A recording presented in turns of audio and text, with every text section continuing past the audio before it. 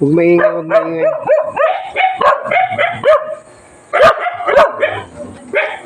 Ito po yung mga bakod namin, mga bulok-bulok na.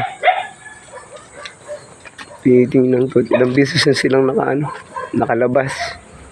Buti hindi sila nalayo, nandiyan lang sila sa may mga palitin na.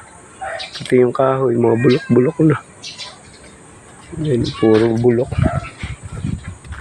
Doon sila nakakalabas, no? Yan po, puro bulok na palitin. Nagising ako ng isang gabi, nakalabas na pala sila. Ito.